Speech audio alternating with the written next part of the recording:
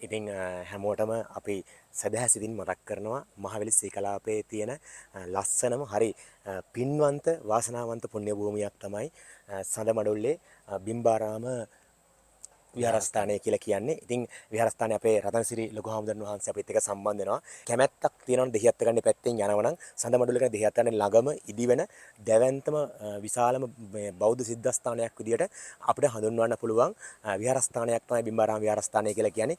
අහිංසක මිනිස්සු ගොවිතැනින් තමන්ගේ ජීවිකාව සම්පූර්ණ කරගන්න මිනිස්සු තමයි ජීවත් වෙන්නේ. ඉතින් එහෙම ජීවත් වෙන පරිසරයක හරි ගමක සුන්දරත්ව අසිරිය විඳිමින් ඔබට ගමක අසිරිය විඳ ගන්න පුළුවන් දැවැන්තම සිද්ධාස්ථාන තමයි අපේ පන්සල.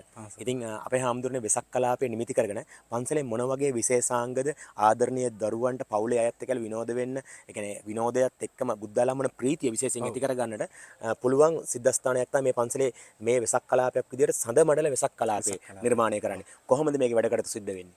අපි මේ වර්ෂයේ තොරණක් ඉදි කරනවා. ස්වර්ණ මයුර ජාතක කතාව තමයි නිරූපණය වෙන්නේ.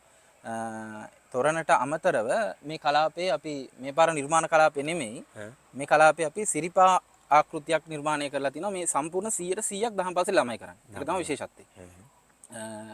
මම හිතන්නේ ළමයි දැන් මාසයක් විතර ඉස්කෝලේ ඇරිලා ඇවිල්ලා මේ මහ පොළොව හදලා මේක කැලේ ලොකු කැලයක් තිබුණේ. මේවා සූදානම් කළා බොහෝ දුරට මෙතන වැඩ කරන පිරිමි ළමයි 3 දෙනෙක් විතර ඉන්න ඔක්කොම ගෑනු ළමයි.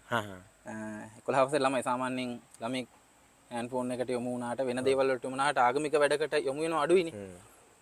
ඒ සම්භාවිතාව අපේ ගමේ හොඳට ප්‍රබලව තියෙනවා ආගමික වැඩවලට යොමු වෙනවා. ඒ නිසා මෙතන ඉඳලා කන්ද මුදුනට යනකම් සිරිපා අනුරුවක් නිර්මාණය වෙනවා.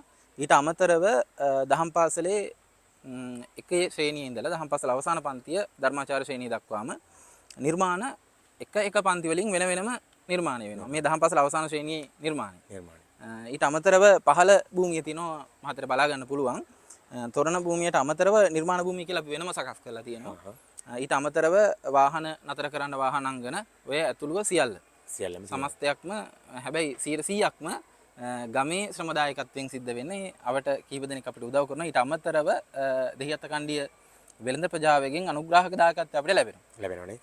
ඉතින් අපේ හාමුදුරුවෝ මතක් කරනවානේ දෙහිඅත්තකණ්ඩිකම කියන්න බැරිම නැතුවම බැරි වචනයක් තමයි. මොකද දෙහිඅත්තකණ්ඩි එක්සත් වෙළඳ සංගමේ සභාපතිතුමා අතර බෞද්ධ සංගමේ සභාපතිතුමා ඇතුළු නිලධාරී මණ්ඩල සමාජිකයින් අපි දැන මේ වගේ ගුණවත් වැඩක් කරද්දී නේ අපේ හාමුදුරුවනේ. ඉතින් පුළුවන් තරම් දායකත්වය ලබා දෙනවා. ඒක අපි තාමත් මතක් කරන වගේම ඒ කරන දේවල් වෙනුවෙන් අපි පින් අනුමෝදන් කරනවා. මොකද මේ වගේ සදහැවත් බෞද්ධ මිනිස්සුන්ට බුද්ධාලම්බන ප්‍රීතිය ඇති කරන්නට.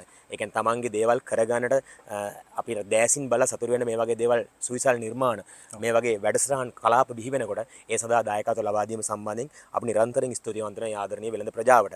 ඒත් එක්කම හාමුදුරනේ අපිට මතක් අපි දැනගන්න කැමති මේ පන්සලේ දැන් මෙහෙම දැන් ඔබ වහන්සේ දරුවන් ටිකත් සම්බන්ධ කරගෙන මෙහෙම වැඩ ටිකක් කරගෙන යනකොට එතකොට විශේෂයෙන් මතක් කරා දෙමව්පියන්ගෙන් හැමෝගෙම හොඳ දායකත්වයක් ලැබෙන කියලා මතක් කරා. එතකොට කවද්ද මේ වෙසක් කලාපේ පටන් ගන්නෙ? ඇත්තටම මේ වෙසක් කලාපේ කිරීමේ අරමුණ මොකද්ද කියලා අපි දැනගන්න කැමති අපේ හාමුදුරනේ. වෙසක් කලාපේ ආරම්භ වෙන්නේ මැයි 12 වෙනිදා වෙසක් පොහොය දවසේ. එතන ඉඳලා 18 වෙනිදා දක්වා අපි පුරා සතියක් වැඩසටහන් ක්‍රියාත්මක කරනවා. අරමුණ භාවයට පත් වෙලා තියෙන්නේ ඇත්තටම මේ පන්සලේ ලොකු අඩුපාඩු ගොඩක් තිබුණා මහත්තයා. විහාර මන්දිරයක් කියලා ස්ථීර විහාර මන්දිරයක් තාම පන්සලේ නැහැ.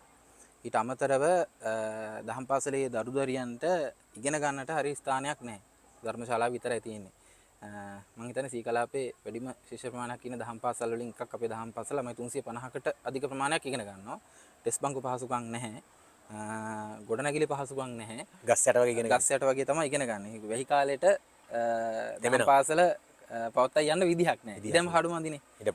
ශාලාවට ළමයි 100ක් දැම්මත් ඉතුරු 250ට ඉගෙන ගන්න විදිහක් නැහැ. ඒ නිසා අපි එක් වැඩ කටයුතු ආරම්භ කරලා තිනවා. ඔබතුමාට බලා ගන්න පුළුවන්. මම ධර්මශාලාව වටේටම කියන්නේ ගොඩනැගිල්ලක් ඉදි කරන්න අපිට අපහසු හින්දා දහම් පාසල් ධර්මශාලාව ගොඩනැගිල්ල විශාලයි.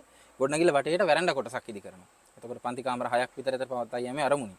ඊට අමතරව අදහසක් තියෙනවා පුස්තකාල ගොඩනැගිල්ලක් හදන්නට. ඉතින් ඒත් එක්ක මතක් කරන්න ඕනේ මේ සඳහා මම හිතන්නේ මේ වගේ දැවැන්ත සඳමඩල වෙසක් කලාපයක් කරද්දී ප්‍රචාරක අනුග්‍රහය ලබා දෙනවා. ඒතර ඒ සඳහා මම හිතන්නේ ඔබ වහන්සේට අපි අර මතක් කරා වෙළඳ ප්‍රජාව නැතුව බැරි වෙන. ඒතකොට කවුද දන්න ඔබ වහන්සේට ප්‍රචාරක අනුග්‍රහය ලබා දෙන්න සම්බන්ධ වෙන්නේ? දෙහිඅත්තකණ්ඩියේ වෙළඳ ප්‍රජාව වෙනුවෙන් ගුණරත්න උකස්කරු කියන මධ්‍යස්ථානය මගින් අපිට ප්‍රචාරක අනුග්‍රහය ලබා දෙනවා වැඩසටහනට. ඊට අමතරව දිනපතා විදුලි ආලෝක පූජාවට ඊට අමතරව තොරණේ වැඩ කටයුතු පවත්වා යනකොට විරුදු ශිල්පීන් උදෙසා අනුග්‍රහක දායකත්වය අපිට ලැබෙනවා. ඒ හින්දා විදුලි ආලෝක පූජාව වෙනුවෙන් ඉතින් සඳමඩුල්ලේ උකස්කරුවෝ TBM උකස්කරුවෝ මේ දායකත්වය ලබා දෙනවා. ඒ වගේම මලිඳු මෝටර්ස් මැදගම දායකත්වය ලබා දෙන විදුලි ආලෝක පූජාව වෙනුවෙන් ඉතින් මේ වගේ සඳමඩල වගේ වැකන්ද විහාරස්ථානයේ මේ වගේ දැවැන්ත සුවිසල් නිර්මාණ වෙනුවෙන් මේ වගේ ව්‍යාපාරික ප්‍රජාවන්ගෙන් ලැබෙන අනුග්‍රහය ඉතාමත් වටිනවා. ඉතින් ඒත් එක්කම විරුදු ශිල්පීන් සඳහා අනුග්‍රහය ලබා දෙනවා සමන් ගුණවර්ධන මහතා සඳමඩුල්ලේ. ඒ වගේම රත්නායක ස්ටෝර්ස් ඇන්ඩ් සප්ලයර් සඳමඩුල්ල ලබා දෙනවා. ඒත් එක්කම මතක් කරන්න ඕන නිවේදන ශිල්පීන් වෙනුවෙන් ඒ සමාදර ඒ අනුග්‍රහය ලබා දෙනවා නිමල් ස්ටෝර්ස් සේරුපිටියේ අපි කියන රාජය කියලා කියන්නේ රාජයලා. ඒ වගේම TBM උකස්කරුවෝ සඳමඩුල්ල ඒත් අනුග්‍රහය ලබා දෙනවා. ඒත් එක මතක් කරන්න ඕන ගමගේ ස්ටෝර්ස්. ඉතින් ඒ වගේම HM දිනේෂ් ඩුබායි වල ඉඳලා එයාත් අනුග්‍රහය ලබා දෙන සඳමඩුල්ල.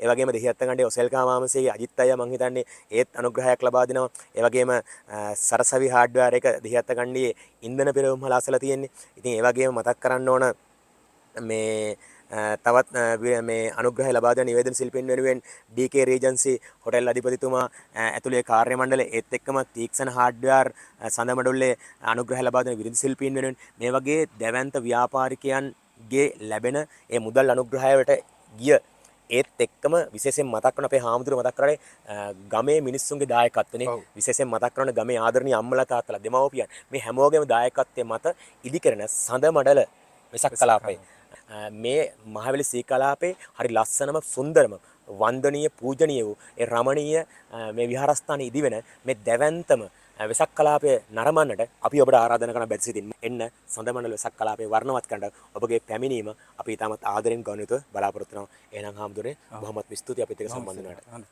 තෙරුවන් සරණයි.